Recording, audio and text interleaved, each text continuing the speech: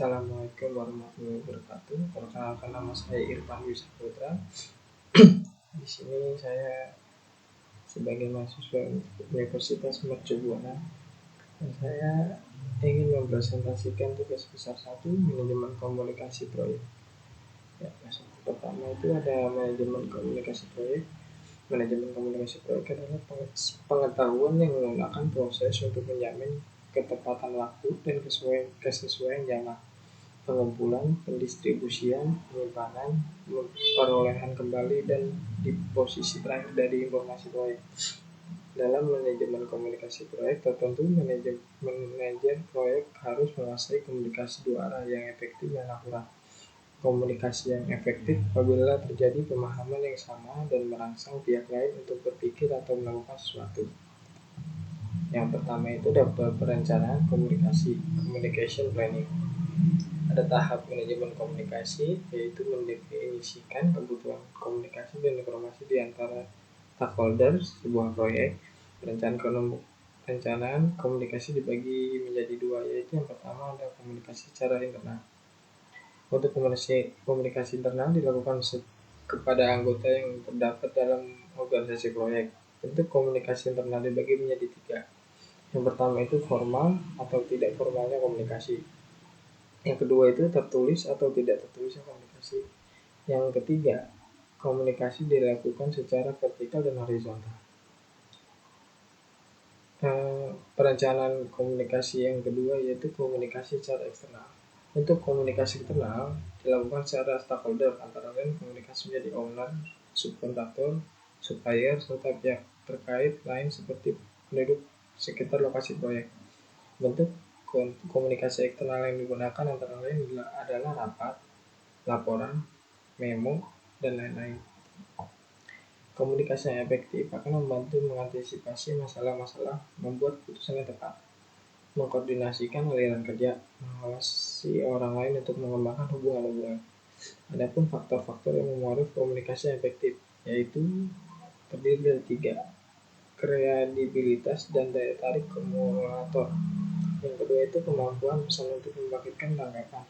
Yang terakhir kemampuan komunikan untuk menerima dan menanggapi pesan. Yang kedua itu ada distribusi informasi. Distribusi informasi dilakukan mengingat pentingnya mendapatkan informasi proyek bagi orang yang tepat, pada waktu yang tepat, dengan format yang pada informasi. Dalam melakukan pendistribusian informasi dibutuhkan input berupa perencanaan manajemen komunikasi dengan menggunakan alat teknik dan alat teknik berupa kemampuan komunikasi, metode distribusi informasi, proses pembelajaran, serta sistem informasi. Hasil atau output dari proses distribusi tersebut. Informasi ini adalah proses atau alur komunikasi dari organisasi proyek dan perubahan permintaan. Bentuk-bentuk distribusi komunikasi pada proyek antara lain yaitu pertama ada rapat atau meeting, distribusi dokumen berupa hard copy, distribusi data melalui media teknik seperti elektronik, email, dan mesin fax. Isu penting dalam distribusi informasi. Yang pertama menggunakan teknologi. Yang kedua cara formal dan informal. Yang ketiga ada penanganan informasi yang dapat didistribusikan dengan efektif dan tepat waktu. Yang keempat itu ada memilih media yang cocok untuk berkomunikasi. Yang kelima pemahaman akan teknik komunikasi individual atau berkelompok. Yang keenam itu teknik menyampaikan berita grup.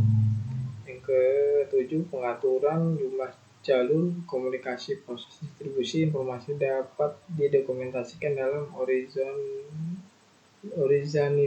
proses aset.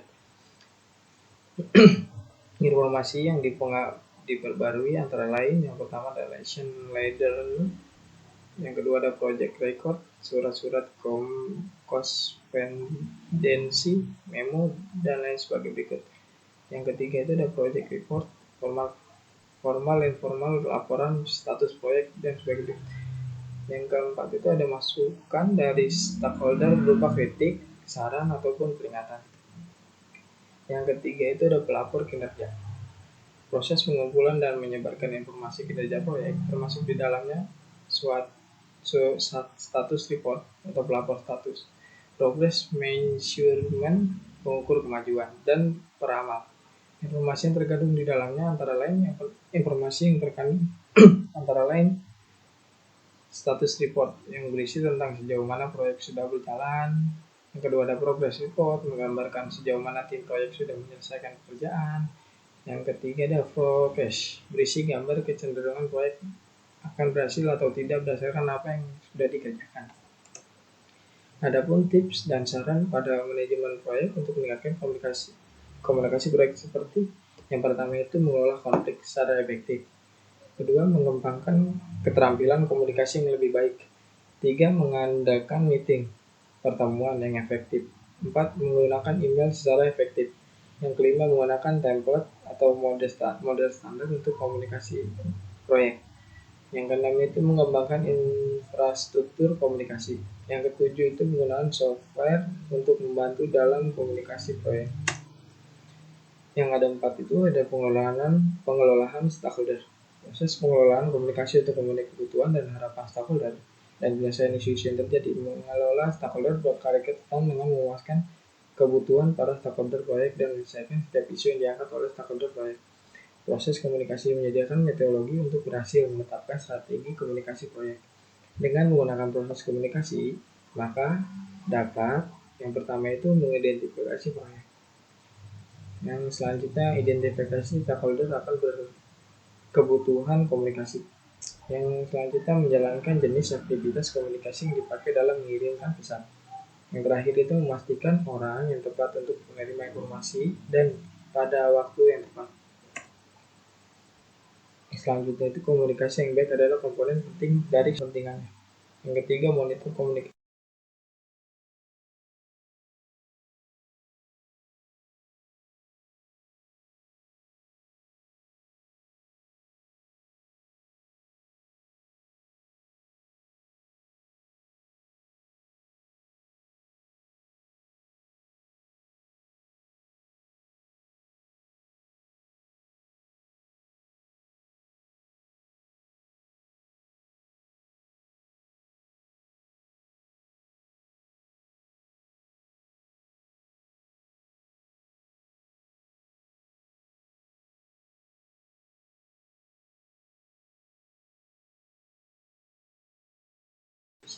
Yang meliputi antara lain mengkonfirmasi komunikasi berjalan dengan sesuai rencana.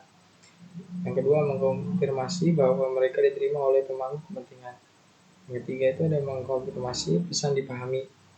Yang terakhir, mengonfirmasi umpan balik yang relevan diberikan kepada anggota proyek yang sesuai. Terima kasih.